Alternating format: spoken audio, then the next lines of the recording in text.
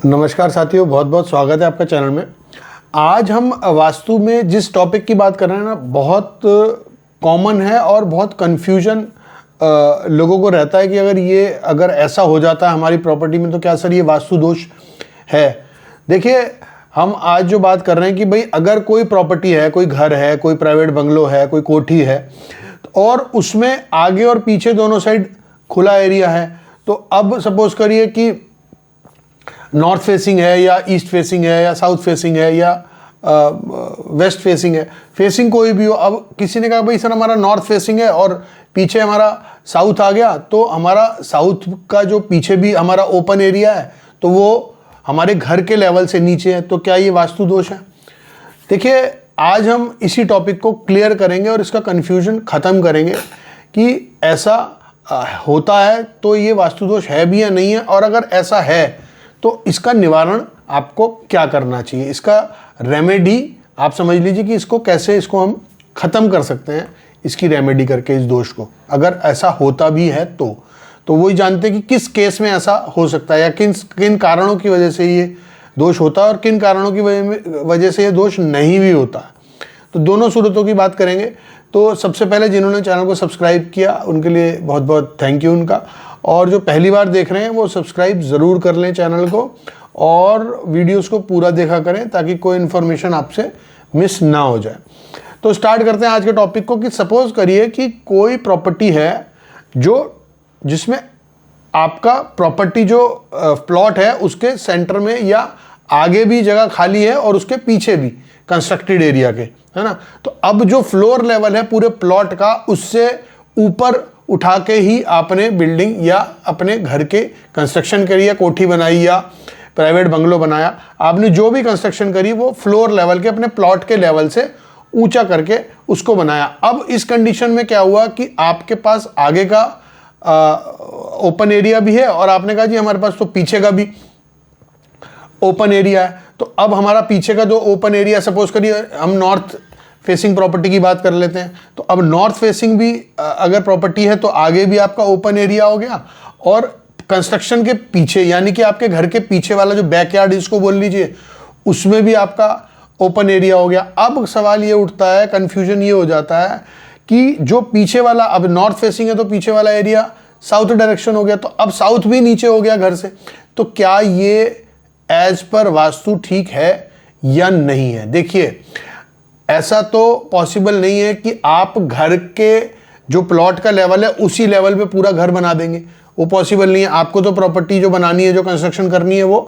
Plot के level से उठा के करनी पड़ेगी, क्योंकि अगर कोई बारिश आएगी या बारिश का पानी नहीं तो डायरेक्टली घर के अंदर चला जाएगा, इसलिए उसको उठा के हम बनाते हैं। अब चीज़ ये आती है कि सर पीछे साउथ हमारा खाली है और वो हमारी कंस्ट्रक्टेड एरिया से नीचा है, तो क्या ये वास्तु दोष है? देखिए, इसमें फिर वही बात आती है जो हम पहले वीडियोस में बता चुके हैं कि हम मैक्रो टू माइक्रो की बात करते हैं। अब मैक्रो में क्या है कि आपने फ्लोर लेवल से उठ के उसको ऊपर बना लिया। अब साउथ भी खाली है आपका, नॉर्थ भी खाली है। साउथ का जो एरिया है वो जो आपके फ्लोर लेवल से नीचाई है उसकी नीचाई के कंपैरिजन में जो नॉर्थ का एरिया आपका खाली है उसका डाउन या उसका जो फर्श है वो ज़्यादा नीचे होना चाहिए इन कंपैरिजन टू साउथ। यानी कि फिर से समझा देते हैं कि अगर साउथ का जो, सपोज करिए आपकी कंस्ट्रक्शन जो है वो साउथ का जो पीछे का बैकयार्ड है वो कंस्ट्रक्टेड एरिया से 6 इंच नीचे है, तो जो नॉर्थ का एरिया है वो 1 फीट नीचे या 1.5 फीट नीचे आप उसको, या 1.25 फीट नीचे कर दीजिए। यानी कि मैक्रो लेवल पे हम बात करते हैं तो नॉर्थ हमने नीचा कर दिया और साउथ को हमने नॉर्थ से ऊंचा ही रखा। तो ऐसे ही अगर ईस्ट और वेस्ट की बात कर लेते हैं, ईस्ट खाली है या ईस्ट फेसिंग प्रॉपर्टी है, ईस्ट खाली है और पीछे वेस्ट खाली है, तो वेस्ट का एरिया भी, जो वेस्ट का जो ओपन एरिया है वो अगर कंस्ट्रक्शन से 6 इंच नीचे है तो आपको जो ईस्ट का एरिया है ओपन एरिया उसको कम से कम 1 से 1.25 फुट नीचे रखना चाहिए ताकि ईस्ट नीचा हो जाए और वेस्ट तब भी उससे ऊंचा रहे। तो ये तो बात हो गई अगर आपने ये फ्लोर लेवल की। अब सपोज करिए इसको आपने जो फॉलो करना है वो at the time of construction ही कर लीजिए, क्योंकि कंस्ट्रक्शन हो जाएगी तो तोड़ फोड़ होगी, गड्ढा खोदना पड़ेगा या उसको और नीचे लेवल लेके जाना पड़ेगा, तो उसमें प्रॉब्लम हो सकती है। तो सबसे अच्छी बात यह है कि उसको at the time of construction ही आप फ्लोर के लेवल को नीचे कर लीजिए नॉर्थ या ईस्ट की साइड से, और जो पीछे का एरिया खाली है उसको नॉर्थ और ईस्ट से थोड़ा सा ऊपर रखिए। एक चीज का और ध्यान रखना है कि साउथ और वेस्ट अगर बैकयार्ड में आ रहा है तो उसको जो प्रॉपर्टी का कंस्ट्रक्शन लेवल है या प्रॉपर्टी का जो कंस्ट्रक्टेड एरिया का फ्लोर लेवल है वो उससे ऊंचा ना हो, वो भी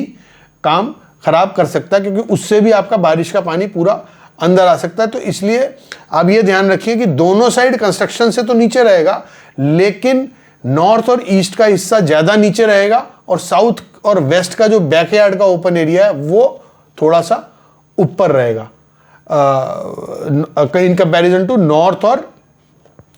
अगर ईस्ट फेसिंग है। तो आशा करते हैं कि ये वीडियो आपको अच्छा लगा होगा, आपके काम आएगा, और जो ये कंफ्यूजन है कि